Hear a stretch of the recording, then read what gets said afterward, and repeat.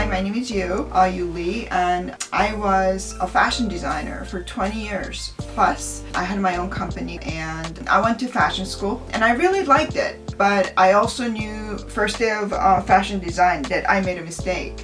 I wanted to do something a little bit more creative that was not commerce, but I had parents that really wanted me to make sure that I would succeed financially. So they thought that being a fashion designer would be a really good occupation for somebody like me who was creative. And I did love it for years, but eventually I fell out of love, even with my own company. So I was a little bit lost for a while, and then I became a mom to a wonderful girl. Her name is Sky, and I wanted to make her lullaby music videos.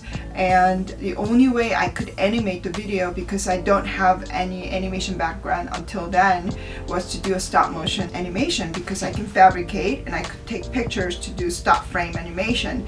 And I did that, and it took me 6 months to make one music video, and it was the most fun I've ever had.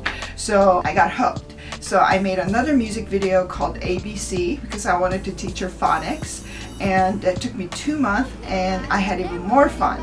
And that right away kind of went a little bit viral. I had millions of views on YouTube, and I wanted to make a third video about losing Tooth Fairy song, and that was also a blast. So I made 3 music videos, and it was a great hobby, and I thought, I don't think I want this just as a hobby. I wanted to pursue it further, but I didn't know how. So I, on a whim, applied to USC MFA program for animation, and I got in. So I went to USC not knowing any animation. It was really hard, but the faculty were just amazing people.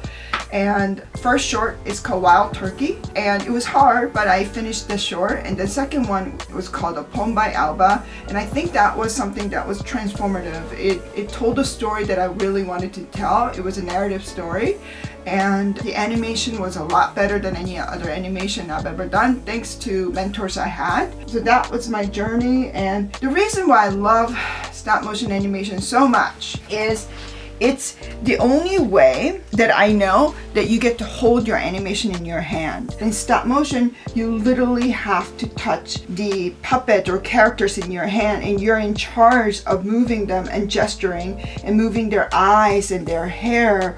So you really get immersed in their world. And before I animate, I always talk to my puppet, and I always have high five and ask them to perform well for me, so we have a little bit of a relationship. It's hard not to get into your animation when you're staring at it and you're holding it. It's tangible, and I think that's why I love stop motion animation so much, because it's tactile, and when you're building this world, it draws you in and you really get into it. It's hard on your body and it's great for your soul. It's a wonderful way to tell stories where there's no limit. For me, going back to school was absolutely the right decision. And I will say to anyone who is thinking about changing career or wanting to go into animation is that there's no limit to what one can do. I think the only limit and hesitation is the ones we put on ourselves. Animation is storytelling. It's always about stories.